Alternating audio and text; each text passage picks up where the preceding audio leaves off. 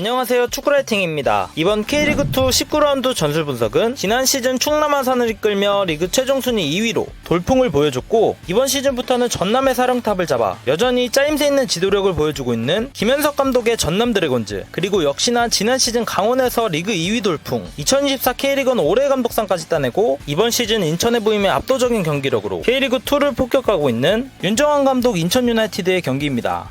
이번 경기 역시 인천은 무서운 모습을 이어갔는데요. 하지만 전남은 확실한 선택과 집중을 통해 경기를 준비했고, 선수들은 이를 성실하게 수행해내며 인천의 15경기 무패를 끊어내는 자이언트 킬링에 성공했습니다. 김현석 감독은 과연 어떤 플랜으로 인천을 막아섰고 심지어 뚫어내는 데 성공했을까요? 그리고 인천은 이번 경기 패배로 독주체제 흐름에 노란불이 켜진 걸까요? 무더위 속 광양 축구 전용구장에서 펼쳐진 이번 경기 분석 바로 들어가 보도록 하겠습니다.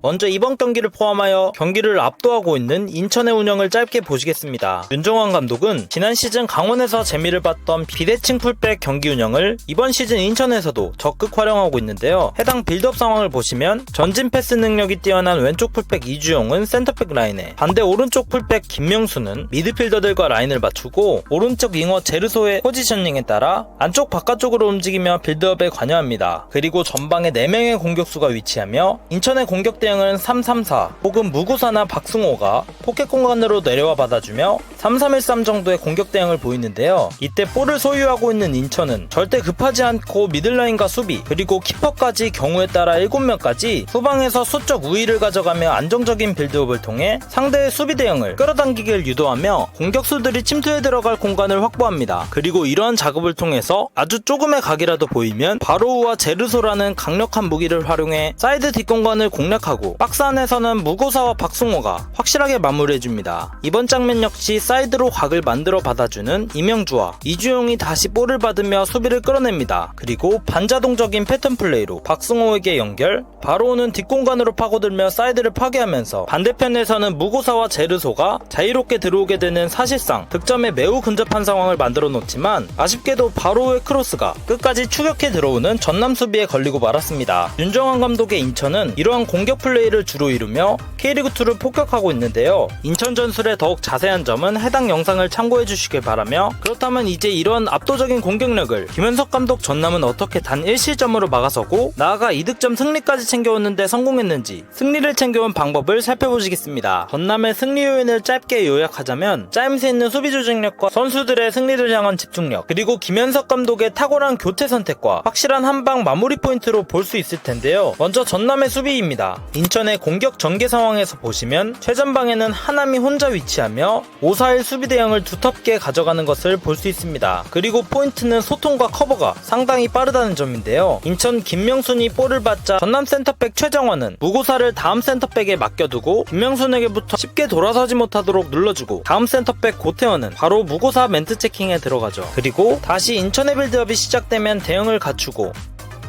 이렇게 집요하고 날카롭게 파고 들어오는 인천의 공격을 최종 수비라인과 최봉진 키퍼가 높은 집중력을 유지하며 치열하게 막아냈습니다. 그리고 바로 보여지는 해당 상황, 전남은 인천의 공격 시퀀스가 끝나며 대형이 무너져 있는 몇 번 오지 않는 상황에서 심혈을 기울여 공략했는데요. 키퍼의 캐칭과 함께 바로 이어지는 공격 전환과 원터치로 중앙 미드필더 알베르티에게 연결, 전방 하남에게 찔러주고 볼을 지켜주며 동료들이 올라올 시간을 벌어주고,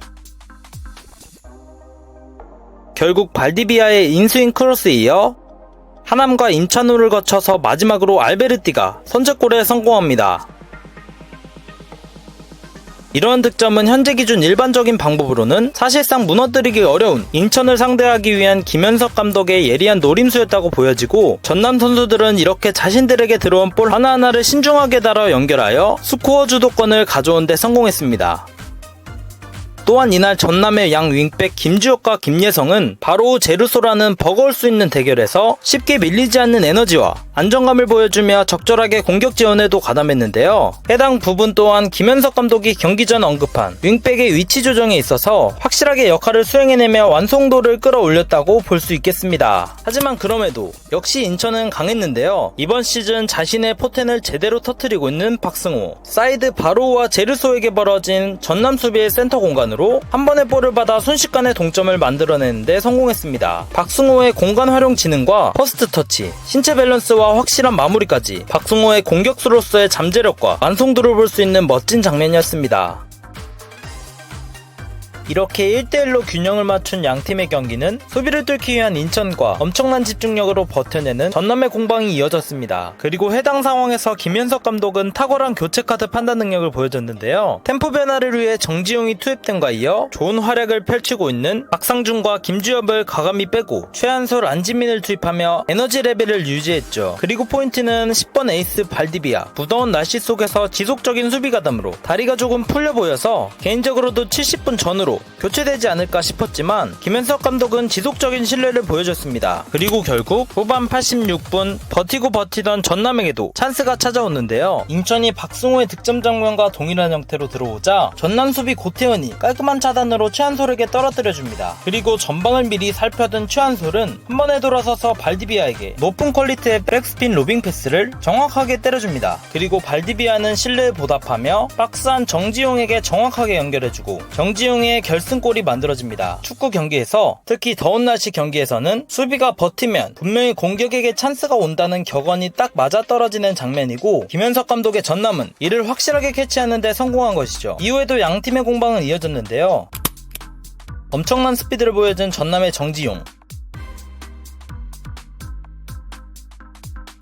데뷔전 데뷔골이 될 수 있었던 인천의 김건웅, 모두 골대를 한 번씩 맞추며 끝까지 불태웠습니다. 하지만 결국 결과는 전남의 2대1 승리로 마무리됐는데요. 비록 37대 63이라는 점유율에서 알 수 있듯 인천은 여전히 경기를 압도했습니다. 하지만 이러한 1강 인천을 상대로 경기력은 사실 중요하지 않죠. 전남은 자신들이 준비해 나온 게임 플랜을 성실하게 수행했고 인천의 공세에 적절하게 대응해내며 승점 3점을 가져오는데 충분한 자격을 갖춘 경기를 보여줬다고 판단됩니다. 그리고 역시 이를 지휘한 김현석 감독, 1967년생이지만 지난 시즌 충남 아산에서의 프로 데뷔가 처음인 만큼 감독으로서 커리어를 비교적 늦게 시작하긴 했지만 그의 능력은 상당히 노련하고 탁월해 보이는데요. 특히 준주전급 선수들의 포텐을 터뜨려 확실한 주전 혹은 에이스로 만들어 팀의 조직력을 쭉 끌어올리는 점, 그리고 경기 상황마다의 적절한 대응과 그의 명확한 축구 철학이 담긴 인터뷰를 봤을 때 김현석 감독은 언젠가는 반드시 K리그1 무대에서 활약하는 날이 멀지 않은 미래에 오지 않을까 생각이 드네요. 여러분들은 김현석 감독 전남 축구를 어떻게 생각하시나요? 댓글로 소중한 의견을 공유해주세요.